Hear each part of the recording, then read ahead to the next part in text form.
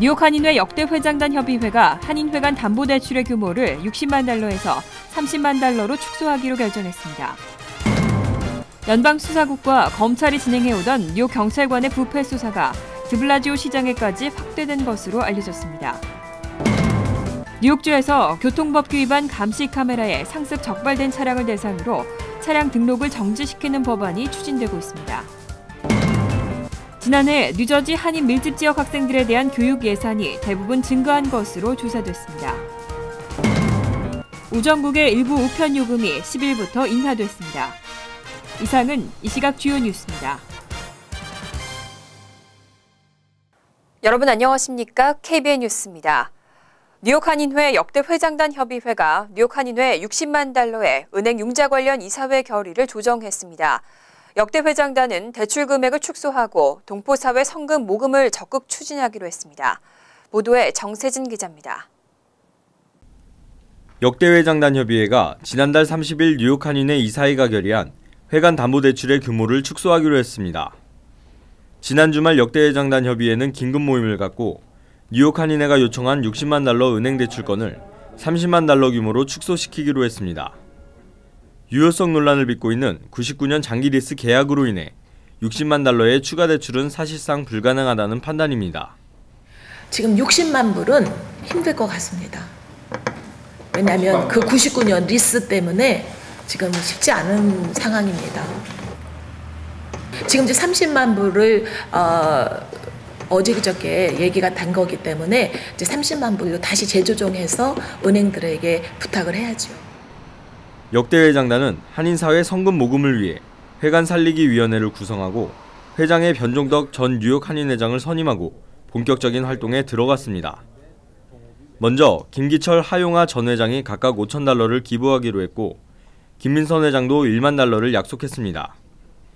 회관 살리기 위원회는 내일 오후에 공식 발족을 알리는 회견을 열 계획입니다. 그리고 지금 5월 11일까지 우리가 이 성금이 자금이 마련되지 않았을 경우에는 우리 한인회관을 남의 손에 넘겨주는 그런 불상사가 생기기 때문에 우리 동포 여러분들께서 저와 함께 같은 마음으로 우리 한인회관 살리기에 동참을 해주신다면 이 어려운 난관을 우리가 반드시 극복해 나갈 수 있으리라 생각합니다. 뉴욕 한인회는 지난 3월 14일부터 진행한 인수인계 작업을 오늘 공식 종료한다고 밝혔습니다. 다만 인수 과정에서 드러난 민승기 전 회장이 개인적으로 사용한 것으로 보이는 35만 달러에 대한 의혹과 법적인 대응을 위해 김도영 총무이사를 위원장으로 하는 특별진상조사위원회를 발족해 계속 대응해 나가기로 했습니다. KBN 뉴스 정세진입니다. 빌 드블라지오 뉴욕시장이 선거 당시 후원금과 관련해 연방수사국의 수사를 받고 있습니다. 연방수사국과 검찰이 진행해오던 뉴욕 경찰관의 부패 수사가 확대된 것으로 알려졌습니다. 뉴욕타임즈는 9일 검찰과 FBI가 현재 진행 중인 뉴욕 경찰관의 뇌물 수뢰 의혹 수사를 드블라지오 시장의 후원금 수사로 확대하고 있다고 보도했습니다. 경찰관 뇌물 수뢰 의혹 수사의 핵심으로 등장하는 뉴욕 부동산업자 2명이 드블라지오 시장의 후원금과 밀접한 관련이 있다는 주장입니다. 이들 가운데 한 명은 드블라지오 시장 진영의 비영리 단체인 하나의 뉴욕을 위한 캠페인의 후원 행사를 자신의 집에서 직접 개최했던 것으로 조사됐습니다. 또 다른 한 명은 2013년 뉴욕시장에 도전한 드블라지오가 4만 달러 이상의 후원금을 모금하는 것을 도왔고 그의 아내는 법정 기부 한도 최고액인 4,950달러를 직접 기부한 것으로 나타났습니다. 두 사람 모두 이듬해 드블라지오 시장의 취임준비위원회에 이름을 올렸습니다. 검찰은 후원금을 대가로 드블라지오 시정부가 이들에게 특혜를 제공했는지 여부에 수사력을 모으고 있습니다. 이번 수사는 당초 일부 뉴욕시경의 부패 추문에서 비롯됐습니다. 지금까지 고위 간부를 포함해 20명의 전현직 뉴욕시경 경찰관이 조사를 받은 것으로 확인됐습니다. 뉴욕주에서 교통법규 위반 감시 카메라에 수차례 적발된 차량을 대상으로 차량 등록을 정지시키는 법안이 추진되고 있습니다. 연간 5회 이상 적발될 경우 차량국 등록을 최대 6개월까지 정지시키는 내용입니다. 마이클 댄커 뉴욕주 하원 의원은 뉴욕주 내 도로에서 교통법규 위반 감시 카메라에 상습 적발된 차량을 대상으로 차량 등록을 정지시키는 법안을 발의할 예정입니다.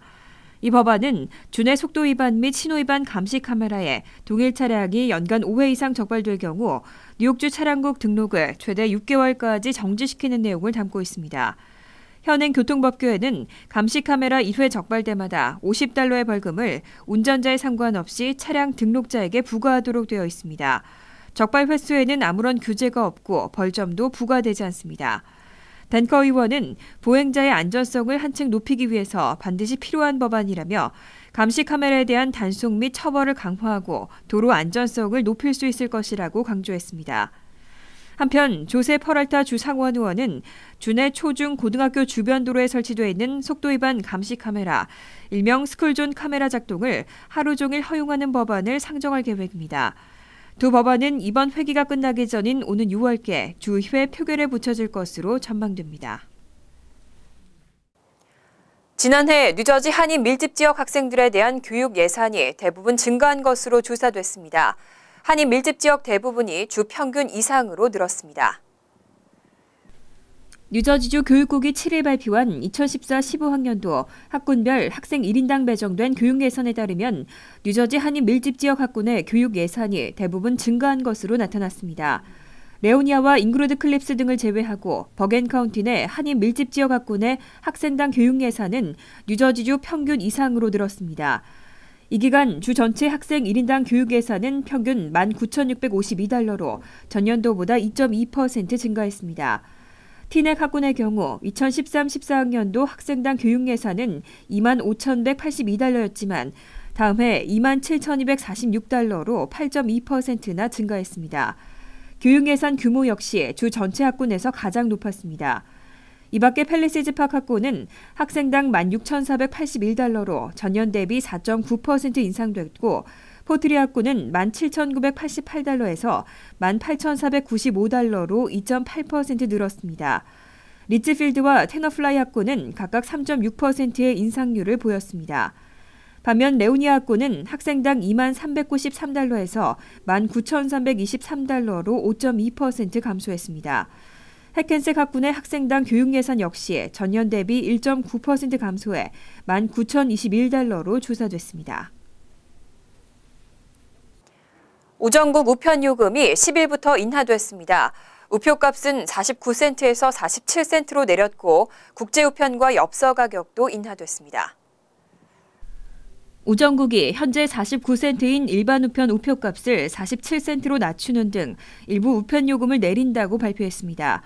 일반 우편의 경우 무게가 1온스 추가될 때마다 부과되는 추가 요금도 현행 22센트에서 21센트로 낮춰집니다. 또 레터 사이즈의 국제 우편 요금도 현재 $1 20센트에서 $1 15센트로 인하되고 우편 엽서도 35센트에서 34센트로 조정됩니다.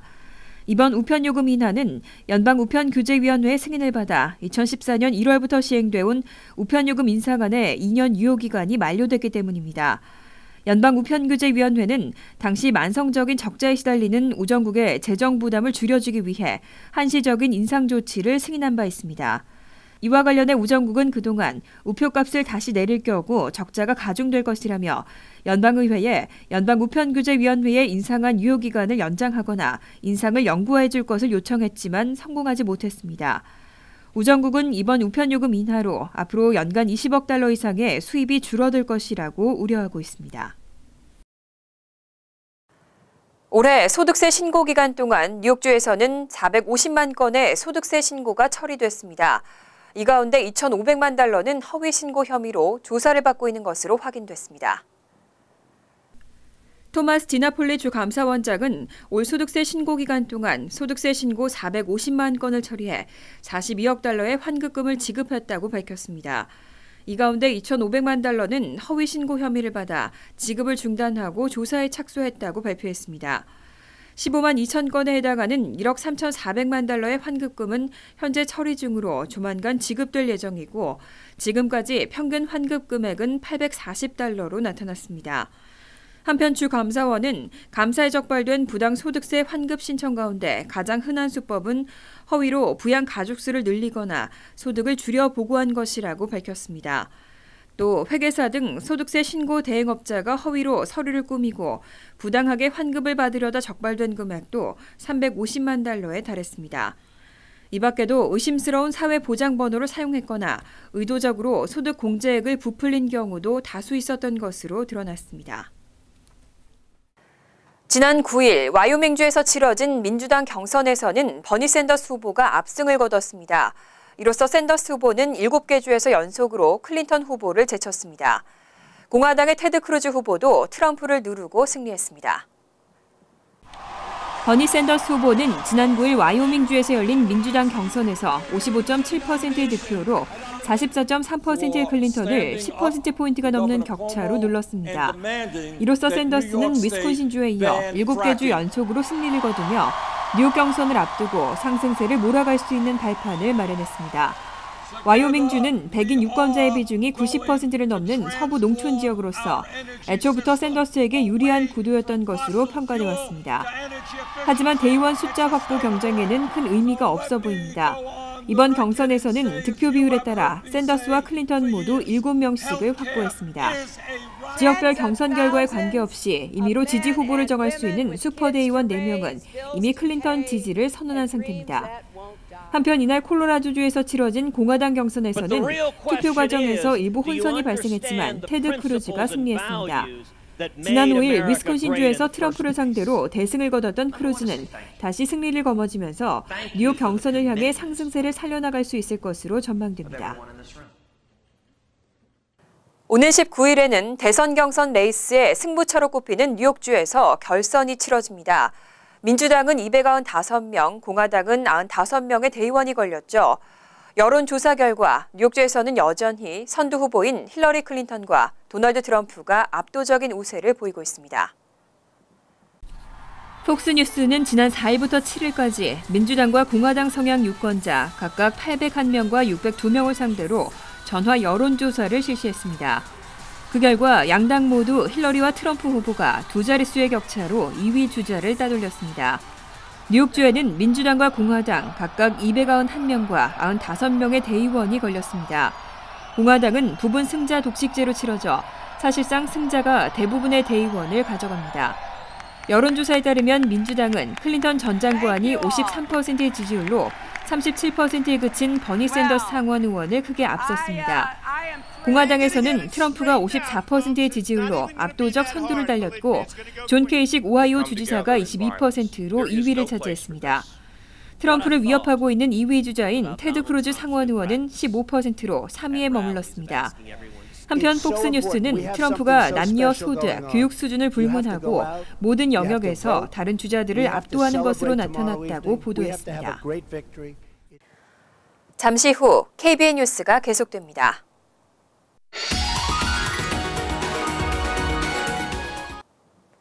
이어서 LA 지역 한인사회 소식입니다. 암벽 등반이 금지된 돌산에 올라가서 영상통화로 프로포즈를 시도한 캘리포니아 남성이 경찰에 체포됐습니다. 프로포즈는 성공했지만 마약 복용 혐의에 어마어마한 벌금까지 부과될 것으로 보입니다. 김정근 기자입니다. 헬기에 탄 응급 구조 요원이 절벽 위 남성을 구출하기 위해 내려갑니다. 줄에 매달려 한참을 내려간 구조 요원이 남성을 로프에 묶은 뒤 함께 헬기로 돌아옵니다. 모로베이 소방국에 따르면 27살 마이클 뱅크스가 암벽 등반이 금지된 600피트 높이 돌산에 올라갔다 구조됐습니다. 뱅크스는 정상에서 여자친구에게 영상통화로 프로포즈를 시도한 뒤 내려오던 길이었고 유난히 가파른 지점인 90피트 높이에서 오도 가도 못한 채 구조된 겁니다. 특히 이 돌산은 모로베이의 랜드마크로 알려진 곳으로 최근에만 4명의 등반가가 떨어져 숨졌습니다. It's illegal to climb Morro Rock because it kills people. I have knowledge that at least I've been on 4 calls where 4 people have died on the rock. 정상에서의 목숨을 건 프로포즈에 여자친구는 예스로 답한 것으로 전해집니다. 하지만 이 남성이 메탐페타민 복용 혐의를 받고 있고 불법으로 등반한 혐의까지 더해지면서 구조 뒤 경찰서 유치장에 갇히는 신세가 됐습니다. 영화 같은 프로포즈를 꿈꿨던 뱅크스는 결국 범죄 혐의에 구조 헬기 사용료까지 더해 벌금만 $10,000가 넘을 것으로 예상됩니다. MBC 뉴스 김정균입니다. 월드리포트입니다. 중국 정부가 한 자녀 정책을 포기하고 출산율 올리기에 나섰습니다. 하지만 막상 젊은이들 사이에서는 돈이 없어서 결혼도 못한다는 목소리가 높아지고 있습니다. 이혼율도 급증하고 있습니다. 나란히 사진을 찍는 남녀 한 쌍. 혼인신고를 마치고 정식 부부가 됐습니다. 하지만 이틀 뒤 법원을 찾은 두 사람은 이혼 서류에 도장을 찍고 남남이 됩니다. 이 결혼은 중국 행위예술가들이 선보인 가짜 결혼. 하지만 중국의 현실을 소재로 삼은 겁니다. 但我觉得其实有的人独身，尤其女性，她们其实可以过得很好的家庭，对她们来说可能是一个根本不必要的负担。我觉得一个人应该想清楚自己要什么时候才去做这件事情，而不是说符合谁的期待。 최근 화제가 된 한 중국 남성의 청혼 현장. 수십 명의 댄서까지 고용해 청혼을 준비한 남성이 한쪽 무릎을 꿇습니다. 감동에 겨워 눈시울을 붉히던 여성. 그러나 반지를 확인하는 순간 얼굴에 실망감이 역력합니다. 반지에 박힌 다이아몬드의 크기가 작았던 것. 결국 청혼을 거절하고 뒤돌아 떠납니다. 수준이 맞는 결혼 상대를 찾기 위해 부모들이 직접 나서기도 합니다. 상하이의 한 공원에 주말마다 열리는 이른바 결혼시장. 담벼락에 빼곡히 붙어있는 전단지는 자녀의 정보를 담은 소개서입니다. 부모들이 서로 정보를 공유하며 조건에 맞는 짝을 고르는 겁니다. 第一要有钱，第二要漂亮，第三要有房子，最好还有车子。那么希望大家能够喜欢。 소개팅을 추천해주는 온라인 사이트 가입자들도 부모들이 대부분입니다. 那其实它是有一定道理的，就双方的家庭如果在一起，因为婚姻是双方家庭的融合，如果双方的家庭自己的背景、自己的环境相差不是特别大的话。 하지만 물질적 조건을 기준잣대로 성사된 결혼은 탈이 나기 마련. 중국의 이혼율은 2.7%로 지난 10년 새 2배나 급등했습니다. 跟财产、跟社会稳定、跟很多东西都打包放在一起，我觉得是不应该是这样的。 돈이 없어 결혼을 포기하는 가난한 남성들. 결혼 전부터 이혼을 미리 준비한다는 여성들. 과연 누구를 위한 결혼인지 현대 중국 사회의 결혼 문화에 대한 자성의 목소리도 커지고 있습니다. 간추린 소식입니다. 앞으로는 한국 국적을 포기하고 외국 국적을 취득해도 병역 기피 목적을 달성할 수 없을 전망입니다. 한국 병무청은 최근 국적 변경 등을 통한 병역 회피자 제재 방안을 발주하고 이른바 불성실 국적 포기자에 대해 병역 의무와 상속 증여세 등을 중과하는 방안을 검토 중인 것으로 확인됐습니다. 또 국적을 포기한 군 미피일자가 국적을 재취득할 수 있는 나이를 현행 41세에서 상향 조정하는 방안도 포함됐습니다. 자신의 3개월 된 아기에게 우유병을 던져 심각한 뇌 손상을 입힌 존 방 씨의 보석금 조정 심리 공판이 지난 8일 뉴저지 패세이 카운티 법원에서 열렸습니다. 아기는 의식을 잃은 후 병원으로 옮겨졌지만 의료진은 아이가 치명적인 뇌 손상으로 인해 평생 정상 생활이 어려울 것이라고 판단하고 있습니다. 방 씨의 보석금은 $200,000로 낮춰졌지만 혐의가 인정될 경우 징역 5년에서 10년형까지 처해질 수 있습니다. 뉴욕주 수도 배관에 대한 점검이 시급한 것으로 밝혀졌습니다. 연방환경보호청의 발표에 따르면 뉴욕주 학교 등 공공기관과 사립시설에 설치된 2,800곳의 수돗물을 채취해 납 오염 실태를 조사한 결과 82곳에서 납성분이 기준치 이상 검출됐습니다. 납성분이 없는 것으로 조사된 뉴욕주 식수원은 수돗물 공급 파이프의 부식 등으로 인해 수돗물에 납성분이 함유된 것으로 파악됐습니다. 뉴저지 고교 학생들의 비어폰 게임이 논란이 되고 있습니다. 게임은 유태인대 나치로 편을 나누어 맥주를 마시는 것으로 논란은 뉴저지주 프린스턴의 한 고등학교 학생이 자신의 블로그에 같은 반 친구들의 사진을 올리면서 시작됐습니다. 이 사진은 소셜미디어 스냅챗을 통해 6일 밤부터 전파됐고 게임의 명칭도 홀로코스트퐁, 알콜로코스트 등으로 명기돼 대학살을 떠오르게 하고 있습니다. 환율과 증권 소식입니다.